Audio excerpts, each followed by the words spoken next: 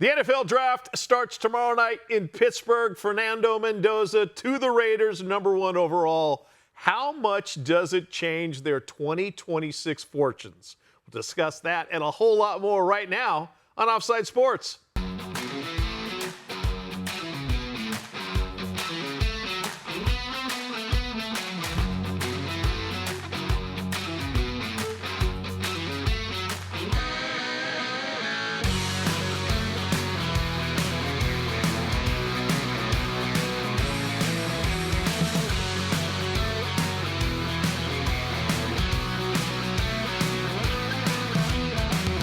Everybody, and welcome to another episode of Offside Sports, live from the Loft 100 studios here in Southern California, presented by 8 Beer. Lose the additives, keep the taste. Elite Light Beer. Just click on 8beer.com and change the way you enjoy beer. We were Dave and Allison. Great to see you guys again, as always. We were just talking before we came on the show. Tomorrow night, night #1 of the NFL draft, and NFL. As you always say, Dave, it's the greatest show in town. There's always something to talk about, whether it's in season or off season, and the calendar is perfect. Excuse me, as far as the NFL season is concerned. But all three of us have a long tenured background in sports TV and sports talk radio, and we were just laughing about when we were doing terrestrial sports talk. Hey, we've got you guys down here at this place for the big draft party. And at the time, we're thinking, oh, great, it's going to be awesome. You know, everybody's going to come see us and get our takes on the draft. And now that you look at it and you think to yourself, nobody gave a crap. What we had to say, no scouting background. None of us played in the NFL, yet we sat there and pontificated for 4 and 5 hours about, I totally had him going, that went a little higher than I thought. But it's like, finally, I just want to say, shut up. Let the experts expert in this case. And it takes thousands of hours for them to expert. I mean, the research that they have to do. The film breakdown. Yeah, and who needs what? I'm not so sure how I'm sold on the experts, by the way. I mean, honestly. Well, the experts get them wrong. All the time. Yeah. I mean, honestly, God, I always used to play this game, and I did it this year. I made my own mock draft. Like, Mel Kiper's the most famous so-called expert, right? Ugh. Mel Kiper does not get 5 right in the first round. No. This is his only job. But, it's all about opinions, right? As a lot of people say, they don't pay you to be right. They pay you to have an opinion. Sure. And in this draft, it is so confusing because outside of the #1 pick with the Raiders, getting Fernando Mendoza, I'm not sure on the next 31 picks. No. And it makes it fascinating. But the reason this day is great, Mike, is because everyone's team plays at the same time. Yeah. In the same game, basically. It's all 32 teams playing at the same time because trades are going to happen. I think there are going to be at least 4 trades in the first round that teams are going to move up or move back, and especially in this draft. So Fernando Mendoza, #1 overall with a bullet to the Las Vegas Raiders. In fact, he threw out the first pitch at the Miami Marlins game. It was either last night or the night before, and some fans behind home plate raised a giant Raider flag. The Raiders not taking him would be the craziest thing that I can think of. It is a stone cold solid lock. For him to be #1. And it seems like this organization is, when you look at their offseason and you look at what they are doing with their new head coach and the front office stuff, it seems like they actually know what they are doing. How much of that is Tom Brady, do you think? I think a lot of it is. I think a lot of it, too, is Kubiak's resume and what he comes from and his mindset. And I think a lot of people there just kind of, Allison gel together. The Raiders, I knew they were bad last year as a Raider fan. It stunk. It was a horrible season. I knew they were bad.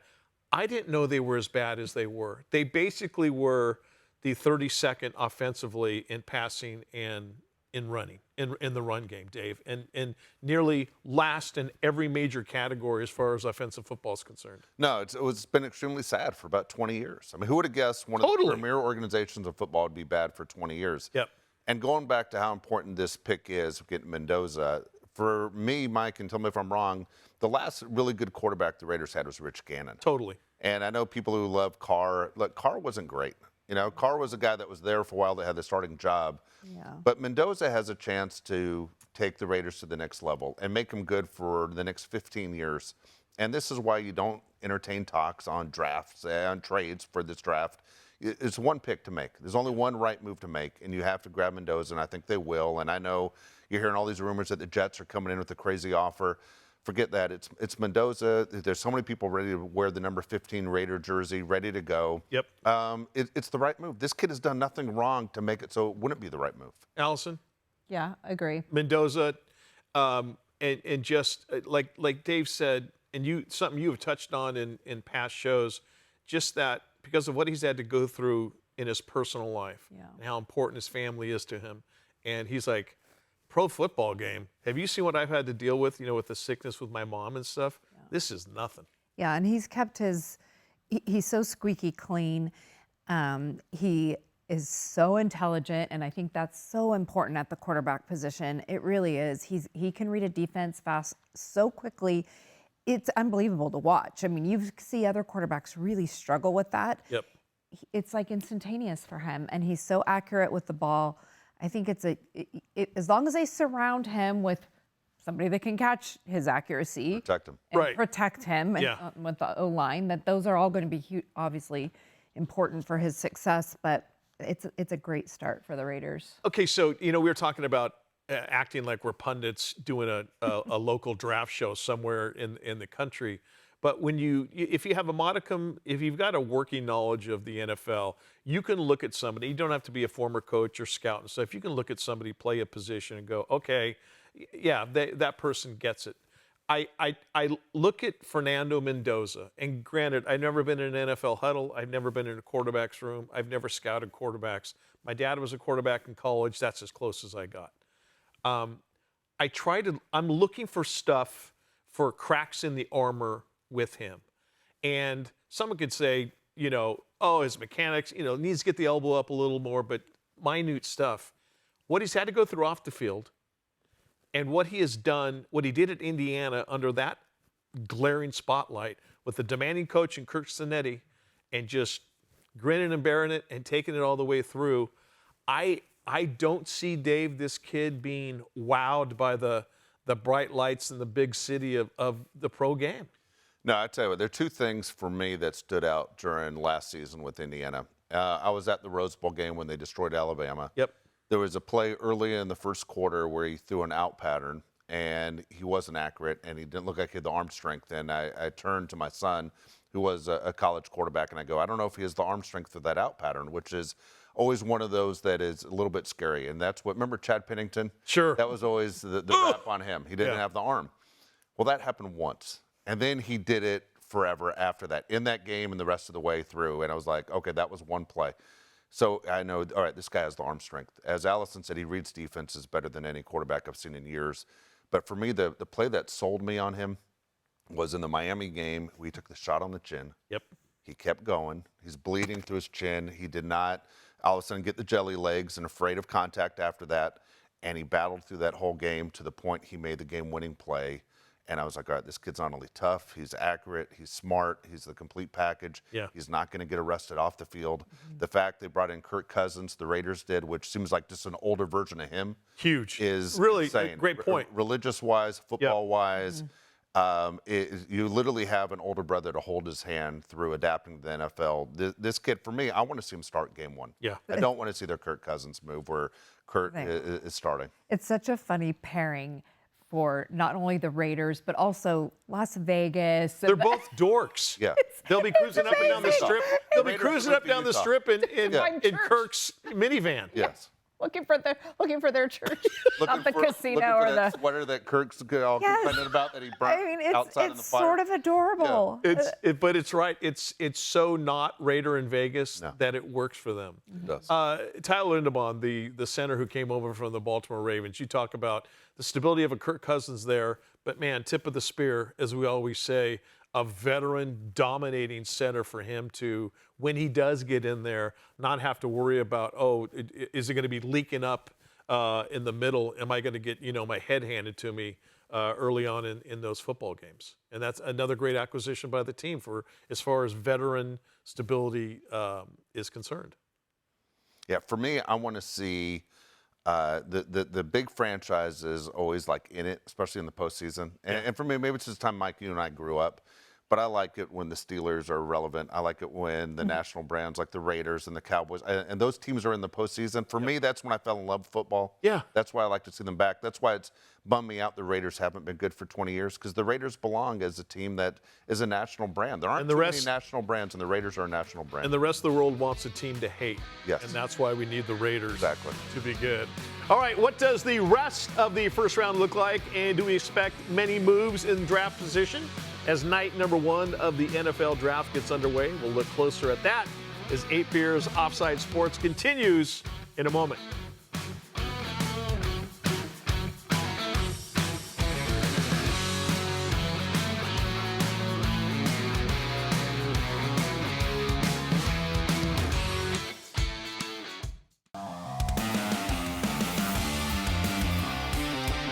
Offside Sports continues from the Loft 100 studios in Southern California, presented by 8 Beer. Quality in, quality out.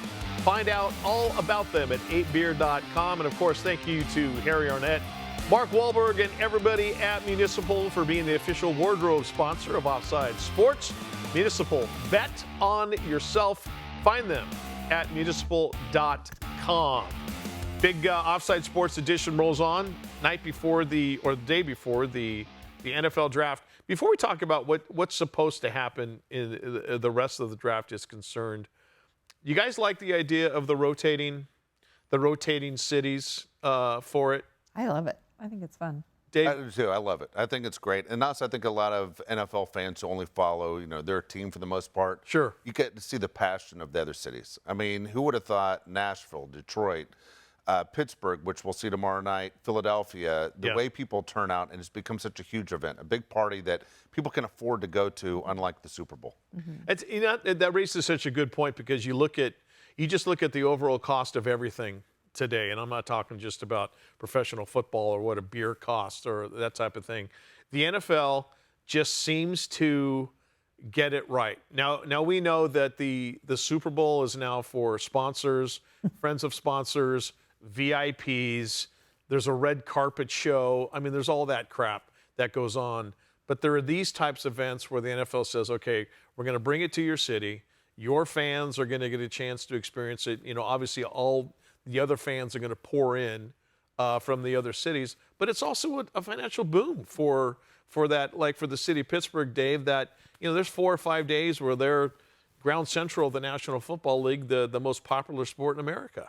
The only thing I miss about it being in New York every year is the Jets fans wearing the Joe Namath jerseys, just screaming, "We are screwed." That's the only thing I miss. No matter who they pick, they freak out every time. They just watch them look like, well, why did he show up? I know what your reaction was going to be. I know.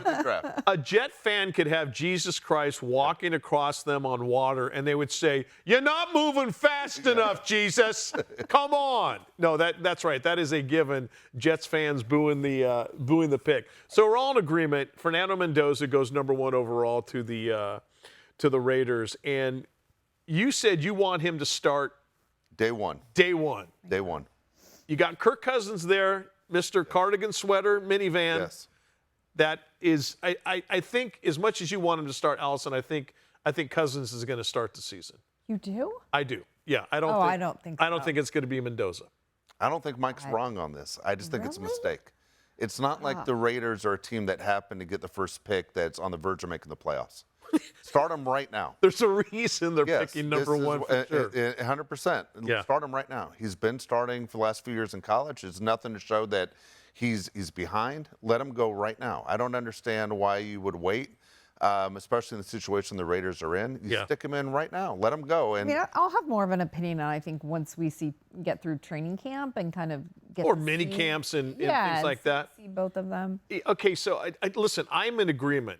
I think you need to start him because it may seem crazy for me to say this about the Raiders, but you don't want a QB controversy. What if Kirk Cousins goes in there, and just plays and he could lights out? Is it a good problem to have? You're like, okay, the rookie doesn't have to go in there. He can sit and learn, or you're like, We just created our own problem. You created your own problem. What do they always say? If you have two quarterbacks, you've got no quarterback. And he's really there to hold his hand. He's not there to get the job, get a little bit of a taste, and go. He's a competitor. Kirk Cousins is a competitor. Right. And at the same time, anyone who plays fantasy football knows that he doesn't win Super Bowls, but he gets you a ton of points, right? Like, people draft him for a reason in fantasy football. He's better than Aaron Rodgers, not even close. It's like Drake May. So you sit there and you go, what's the ultimate goal? The ultimate goal is this guy's the face of the franchise. You're going to go to Raider games, or you're going to see them on TV, and you're going to see more number 15 jerseys than anybody else. No doubt. And this is why you play the kid right now. And here's the deal with quarterback, and you hear this all the time. The longer you play in this league, you hear guys say the game is slowing down, meaning that there's nothing you can show me. Tom Brady said it all the time. There's nothing you can throw at me I haven't seen. Totally. And when the game starts to slow down, quarterbacks become great. And if you put him in, let's say, week 3, that game is going to be super fast. And he knows he has to produce because he's a guy over his shoulder. And it's going to take that much longer for it to slow down. To slow down. All right, looking at the rest of the NFL draft, Dave, the Jets, they're picking 2. Yes. They don't need a quarterback because they have the great Geno Smith taking them to the promised land again. They're slated to take Arvell Reese, the edge, the linebacker out of Shocker, Ohio State. Yeah. I think 4 or 5 guys, Ohio State, are slated to go in the first round. But the Jets, that's another team. When do the Jets finally kind of turn it around and get back to being a menace in the National Football League, or at least the AFC East? When? Yeah. It hasn't happened in my lifetime. It has not happened in my 50s. It has never happened in my lifetime. It has never happened. Yeah. The Jets aren't going to win. The Jets just straight aren't going to win. The fact that Aaron Glenn is sitting there saying, with Geno Smith, we have a Super Bowl team. Good you're Lord. Out of your mind. Yeah. You are out of your mind. He's just glad to get paid. Yeah. And it's such a QB light draft this year. No doubt. It really is. So you're, everybody needs a QB, but they don't, there isn't 1-800 quarterback. No. It doesn't work that way. And so they have Geno. Just that hot water. Mike, you just said something interesting, though. Really? That Ohio State a start. Might have 5 guys not drafted in the first round in the first 10 picks. Yeah. Mendoza rolled right through them. He did. He rolled right through those guys. Again, it shows you Fernando Mendoza stares it down and goes, "Yeah, so what? Let's go." Yeah. And it's him, but it's also Kirk Cignetti and the way he coached those guys. Yep. And it's like, you better be more afraid of me than the guys you're going to be facing across the line of scrimmage. I'm not saying that he was a taskmaster or a tyrant. They love him, but that was just, hey, it's very black and white. This is how we're going to win football games. Well, and that's why he should be starting. Yeah. Then, No, you both make valid arguments. I just don't know if the Raiders are going to do it. And Allison, back to your comment in the first segment about is that the impact of Tom Brady. I think maybe they will defer to Brady a lot on that because Brady was in that position as well. But again, he only started because Drew Bledsoe got blown out in that game. So the Arizona Cardinals, shocker, they're picking again in the top 10. They're supposed to take the massive tackle out of Miami, Francis Mauigoa. Jeremy Love, the running back out of Notre Dame, Jeremiah, sorry, to the Tennessee Titans. And to me, there's another can't miss guy. And if you're the Titans with what you have at quarterback now, little stability there, that is a great choice. I think it's a great choice, right? You have Cam Ward as the quarterback a year ago. You bring in Love to be the running back. You look at that organization, and they're going back to the old Houston Oilers uniforms. Yep. You see that, same colors. And so you think about the Oilers, who do you think about? Earl Campbell. You think about the Titans, you think of Eddie George, you think of Derrick Henry. Love's the next running back for the Titans. You've got the Giants picking at number 5. And this guy was another game wrecker. Sonny Styles, the linebacker, Ohio State. Exactly right. Another guy. And I'm not saying that these are future Hall of Famers. Yes. But they're can't miss guys. I agree. I mean, it's the smart Unless they, pick. It's the safest staying pick. healthy. Yes. But super. And John Harbaugh there, doesn't it seem like the most New York Giants thing to do? Absolutely. Yep. What wins championships? Defenses. You got the Cleveland Browns taking pick at number 6. David Bailey, the edge rusher at Texas Tech, could be there. I like Carnell Tate. Carnell Tate as well. Another Ohio State guy. You keep him in state. Get wide the fans receiver. Excited. Keep him with the Browns. Yeah. You've got the Saints, and this is, call me crazy, and I know the Raiders have a lot of picks this year in the draft, but if I'm the Raiders, I would package up a bunch of them, go back up in the first round to number 8 with the Saints, and I would take Ruben Bain out of Miami. Yeah. And I'm only going off of the championship game against Indiana. I'm not saying the other players on the Hurricanes quit, but Bain did not stop. Yeah. The entire playoff run for Miami, he was the stud. He was an absolute stud. Huge pick if the Raiders could. Oh my God! Imagine. I mean, the protection for Fernando or Kurt or whoever, but yeah, but having someone to almost bookend with a Max Crosby and to learn from that. Would be amazing. And then you've got Kansas City is picking there at number 9. I think they trade up. I think Kansas City moves closer. I think they move up. What does Kansas City Kansas need City though? needs corners. They lost both their starting corners. Okay, and it's a good draft for corners. And I think Kansas City. I think Kansas City moves up twice. I think they end up getting a defensive lineman. Yeah. And to help Chris Jones out, and I also think they get a corner. What do you think? Speaking of quarterback play, Ty Simpson out of Alabama supposedly is supposed to go somewhere in the first round. I know we're both Alabama fans. Yeah, but I'm not a fan of Ty Simpson. No, and I'm not thinking. Wait, first round? Yeah. Of a kid who still is a little bit of an unknown still? It's a desperation move. I don't think he's nowhere close to Mendoza. And if I was a team that's looking for a quarterback, I'd wait a year. All right, now that college athletes are making millions because of NIL, should they be treated like pro athletes when it comes to expectations and criticisms? What do you always say? If you can't take the heat, stay out of the kitchen. We'll dive into that next as Offside Sports, presented by 8 Beer, comes back right after this.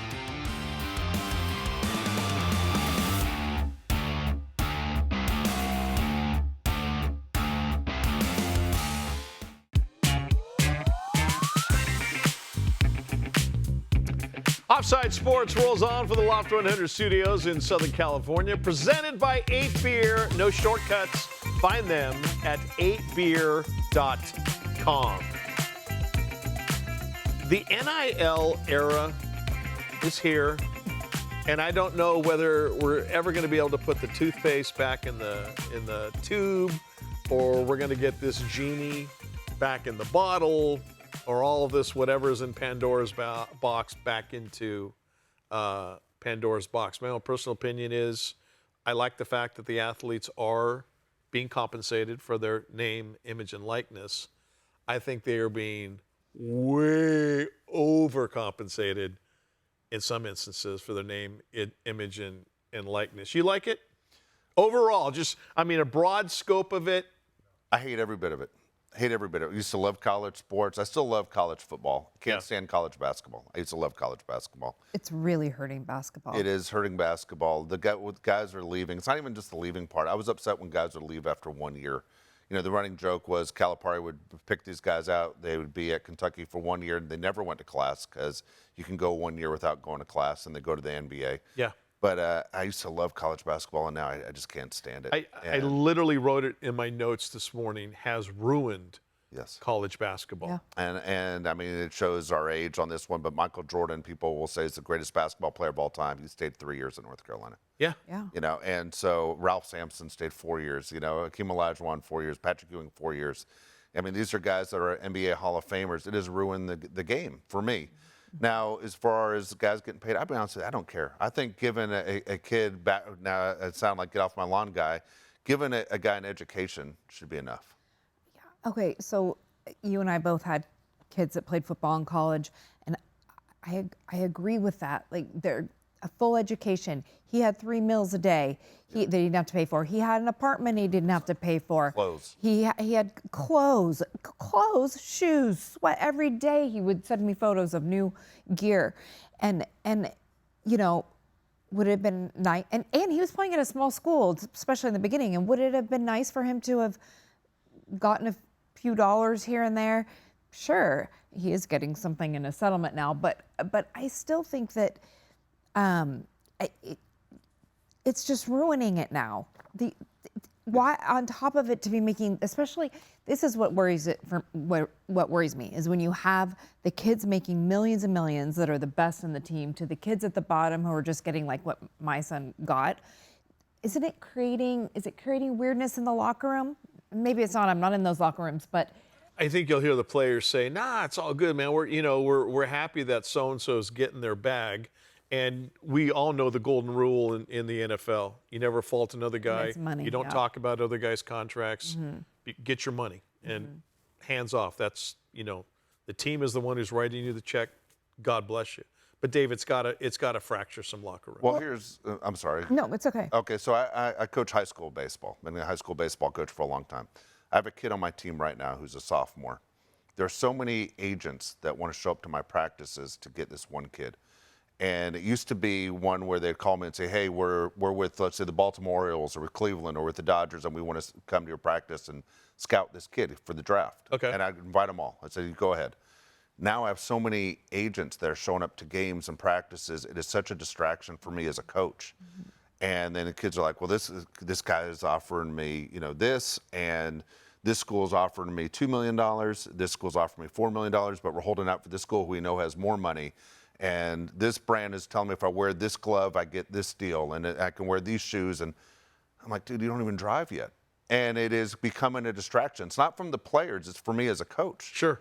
Because now a kid that's the most talented kid I've ever coached has become the hardest kid I've ever coached. Yeah. Is there a distraction there that is getting their mind off what's most important, going to school and playing baseball? Because if it becomes to the point where you're starting to think of, well, how do I invest this money that I'm now getting because of NIL, which is smart fiscal responsibility, but there's just a couple of things, especially if you're not even driving yet, that you should be concerned about. Education, playing your sport, staying healthy, chasing girls and stuff like they would say. Be occupied with that. Don't be occupied with, what is your 401k? And what do you think the parents are saying? I don't have to work anymore. Well, that's the problem. Because if the parent, Allison, if you were to tell your boys, hey, get out there and concentrate on getting that money because I'm tired of working, then the whole scheme And that happens. We're up. seeing a Major League Baseball player right now suing his parents. Yeah. For taking all his money. And you think, what worries me too is when players are together longer, they form a bond. If you know that this guy's going to be out the door because he's going to leave at the end of the season, right, and you've only been with him a season, and he's leaving because he's going to go get more money, you see that happening all the time now. A good example of that is Indiana winning the national championship. I know Mendoza came in from Cal, but a lot of those players had been there together that entire time because they weren't good. You've talked about it a lot, that they were old. That's because they had stayed together all those years. Right. Maybe that had a lot to do with why they played the way they did. And Cignetti had to go to the administration and say, hey, you need to pony up some money for these guys. Yeah. Because somebody will come and pinch them. Yep. So they're getting paid millions of dollars. Some of them, hundreds of thousands, whatever the case may be. I'm sorry, you're no longer an amateur athlete in my mind. You are now a professional athlete playing at the collegiate ranks. Yep. Should they be the victims of the criticisms, and should we be able to haul them on the carpet like 100%. we do our pro athletes? 100%. Mike and I did talk radio for a number of years, and we always protected the college athletes. Yeah. Now it's a different story. And that being said, the social media wasn't as big as it is right now 20 years ago. Oh, I didn't even think about that. But social media, when you see them go after college kids, I do not feel bad for any of these kids now. They're all public figures. The old saying is, those who live in glass houses shouldn't throw stones. We all live in glass houses now. Well, so many of them can run their brand, which they all have a brand now, so they can run that through social media, the athletes. So they're so much more visible. You know who these people are. Right. Yeah, it's just. Okay, so I'm the same way. It's like if you're going to accept the check, Yep. you now have to accept the fact that I'm going to say you stunk in that game. You played horribly, and they can always turn and go, well, show me your national championship video footage. Doesn't matter. Yeah. If you're going to sit there and you're going to make yourself, and you, Allison, you just said it, your brand's out there, you're on all the social media and stuff. All right, here come the slings and the arrows for you playing like crap. And I know that pro coaches normally keep criticisms behind closed doors, because we talked about fracturing a locker room. You don't want to call out your guys, because then you have the half of the locker room is going, why are you doing that? Others can say, yeah, he deserved it, that type of thing. Mm-hmm. But if you are a coach in college and you're secure in your job, and now you realize that this guy could get pulled away from you next year because someone's going to offer a bigger check, I say blast them. Well, it's really hurting too. I think people going into, I don't know if it is yet, but I think it'll get there where it's going to hurt people wanting to go into college coaching. You spend all that offseason recruiting a guy who then comes and then leaves, or you spend all that time and then he doesn't come at all because some other team's giving him more money. Right. I mean, my son's a perfect example. He wants to coach above high school level, and he's ready for it. But he said, I'd rather go get a low-level offensive NFL job to start out with. I'd rather skip college altogether. Dave, your son played for the great Nick Saban. Yeah. Who some would put on the Mount Rushmore of greatest coaches in college football. I certainly would. The resume, speaks for itself. Why is Nick not coaching anymore? Yeah, NIL had a ton to do with it. It was NIL, and also he knew Alabama couldn't compete with Texas inside their conference and Ohio State when it came to money. He got at a time where he's like, if I don't have a chance to win a championship and compete, it's not worth it for me. He said it changed everything. It did. It changed everything. And you talk about money and you talk about athletes, are they above criticism?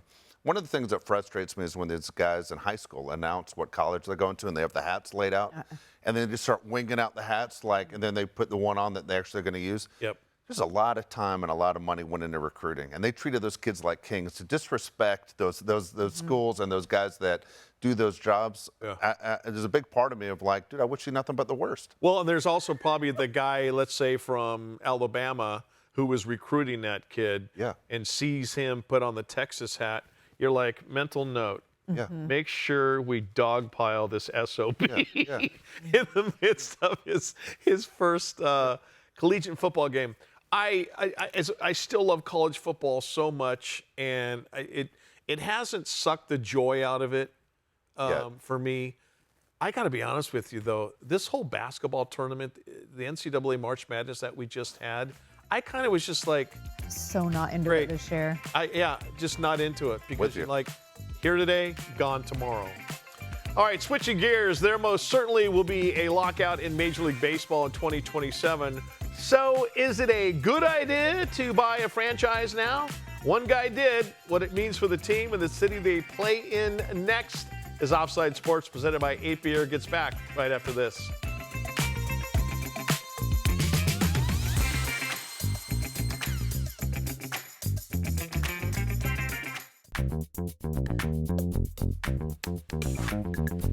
Our final segment here on Offside Sports, brought to you by 8 Beer. Elite Light Beer. Find them at 8beer.com. This portion of the show presented by our friends at Owner's Box Daily Fantasy Sports. Sign up at ownersbox.com with our code OFFSIDE, or download the Owner's Box app, sign up, and use the code OFFSIDE. Click on ownersbox.com and start playing today. I'm going through withdrawals for not playing, because I'm not good enough to pick NBA, NHL, Major League Baseball, golf. But during the pro football and college football seasons, I'm not too bad, and I'm starting to get withdrawals.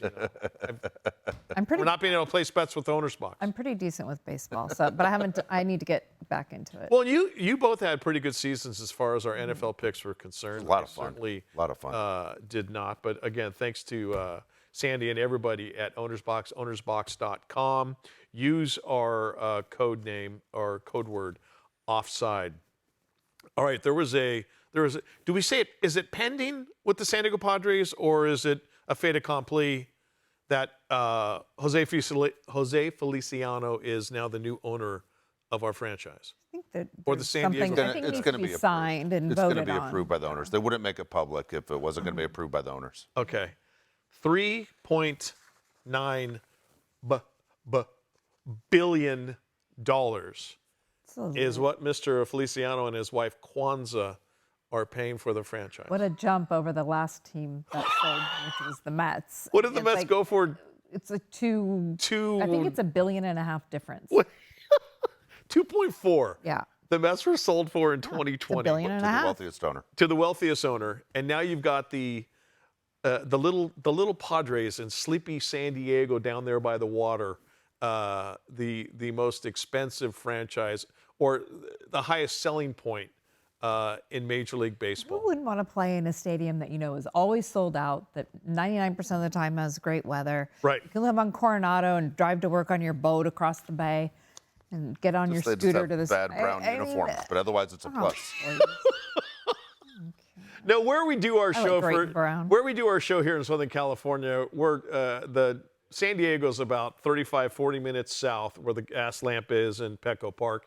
And we're driving distance to Anaheim for the Angels, driving distance to to go see the Dodgers. 4 or 5 hours, we can get out to the desert to Arizona to see the D-backs. So we're lucky to have a couple different baseball teams within driving distance. And because all three of us are San Diego natives, though, we tend to start talking about the Padres when big news certainly happens. The problem is the way I see it, Feliciano is a equity guy, and I'm just worried that he buys this, and it's like a commercial real estate mogul, and it's a strip mall, and I just want to buy it, make it lucrative, and that's all they care about. How much money am I getting in return? As opposed to somebody that buys it and okay, I want to win a World Series. And I think that is what the late, great Peter Seidler, former owner of the Padres, that's what he wanted, Dave. Yeah, that's 100% what he wanted. I think every owner would love to say, I want to be a world champion. Am I willing to spend the money to be a world champion? Mark Cuban had the greatest line ever when he said there are two types of owners, those who hate to lose money and those who hate to lose games. And if you're the fan of a team where an owner hates to lose money, you're in a lot of trouble. I don't think that's the case. I think that they understand, as I tease Allison, what the landscape is of San Diego Padre baseball right now, and it has never been better. I mean, that ballpark is always sold out. The fans show up. They spend a ton of money. They want a winner really bad in San Diego. What I found interesting was he bought the team for $3.9 billion. He's worth exactly $3.9 billion. So are they going to go to the old Houston Astros in the early 80s where they had one uniform? We're cutting costs. We're in one uniform, all 162. Well, the group that he's putting together is interesting. So here's the deal, all right? And I'm tongue-in-cheek on that, Alice. I know they're going to have money. They're going to spend the money. They have a lot of money on the books to pay. They have over $1 billion in payroll to pay. They're going to be fine. And I think for Major League Baseball, they wouldn't have approved him as owner if they didn't think he had the funds, because there are other people who wanted the team that had $11 billion. Oh, yeah. And they could have gone in a different direction. This is good news for Major League Baseball. For me as a baseball fan, this is really good news, because you're seeing a franchise being sold for $3.9 billion. You just said at the beginning there's supposed to be a lockout in 2027. How do you explain that there's a lockout in 2027? We just saw a team go for $3.9 billion. The Dodgers are making money hand over fist. They all are. When the Dodgers were sold in 2012 for $2 billion, people freaked out. Yeah. What are you doing? Yeah. And then Steve Ballmer went and bought the Clippers for $2 billion. The Clippers for $2 billion. So you sit there and you go, there's a lot of money here. And we all know this is the way people show their wealth. It's not about Ferraris or mansions anymore. Can you own a pro team? And this is how you show your wealth. He gets 2-1, Allison. He gets a winning franchise, and he gets, obviously, a team that's very competitive, can win a championship. I think there's a little interesting side note, I think, for him, too, is that, he's co-owner of Chelsea. Yeah.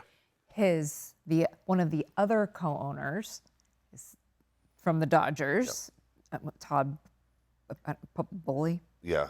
Owns, he's the lower owner, actually. Right, of the Dodgers. But they co-own Chelsea, and they're both trying to buy each other out, and neither one of them will budge on the price. In other words, they're not friends anymore. And so to me, I feel like he's just like, I'm going to win a championship for this city. Yeah. I mean, I hope that's what he's thinking. I don't know. But let's hope that there's a little bit more to the rivalry there. Yeah. And I also have been reading a lot about Feliciano and his wife, and they're both very, philanthropy is very important to them. Sure. There's been talks about wanting to continue things at Peter Seidler that were important to him. I think some of the Seidlers, maybe even Peter's widow, are still going to be part of the ownership group. Saquon is going to be part of the ownership group. Drew Brees, evidently, there's rumored to be part of the ownership group. So they're putting together an interesting group of people who love San Diego. Sure. In addition to his background and his money. It'd be so funny if he came out and announced on the day of the final agreement has been signed that he's moving the Padres. Yeah, it's not going to happen. The first Major League Baseball team in his native Puerto Rico. You look at some of the pluses, obviously, for somebody to buy the Padres. You get beautiful Petco Park. Yep. Routinely, as mentioned from everybody actually around the world, it is so nice. It is so much fun. It's got great amenities and stuff. And you're also in a city that does not have any other major sports competition. And the team travels now, the fans travel. They were at Angels Stadium last week, and they were as louder than the Angels fans. They sold it out. The Angels fans were like, what the heck's going on here? It'll be really interesting now that you've let me in on, and I did not know that side note about both of them were co-owners of Chelsea, and they will not sell to the other guy. They will not budge.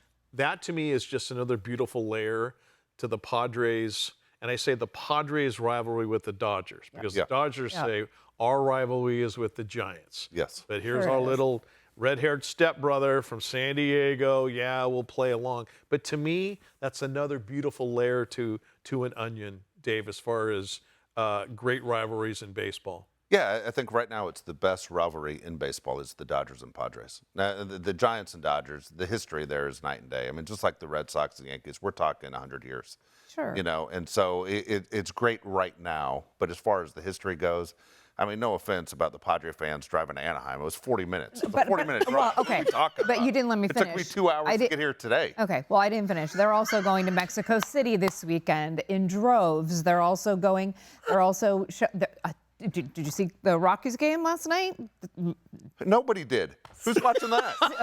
All I know is the Dodgers show up anywhere. It's like the Rolling Stones. Oh, well over. The fans that were there, majority were Padres fans. They're starting to talk in terms of the Padres, and it's surely just from the wealth. But you're never going to be the Yankees. You're never going to be the Dodgers. You're never going to be the Red Sox. I mean, when the Yankees still come to town, the Beatles are coming to town. Yeah, you got to win championships. That's what it really is. It boils down to rings. Petco Park's the most beautiful park in baseball, right? We all agree on that. Yeah. The deal is there's nothing at Petco Park that's ever happened and going, that dramatic home run happened there. Yeah. And that happened there, and that happened there. There's nothing there like that. Well, opposing teams' home runs. Yes, exactly. The one Kyle Schwarber hit in the playoffs. I mean, and that's what the Padres need. Until you win a championship, there's no historic moment that you go. When I go to Petco Park, I think about this.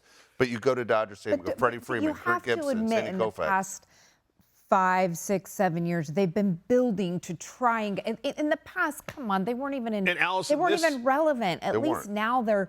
You're not going to just. I feel like they're taking steps to try and get there. Now, some of these contracts are way too much money, and some of these guys are getting older, and all of that is. We'll see how that plays out with a new owner. I think that this, though, getting them to that level to finally. To be in the conversation. Be in the conversation for a World Series championship. It might be this ownership group, if in fact that is the main goal. Baseball fans hope it is. All right, as we put a lid on this episode of Offside Sports, a massive thank you to everybody here at the Loft 100 Studios for making this show possible. Thanks to everybody at 8 Beer. Quality in, quality out. Click on 8beer.com to find some near you. Also, Municipal Clothing for clothing the show here on Offside Sports. For Dave Palet, Allison Ratzlaff, I'm Mike Costa. We'll see you next time.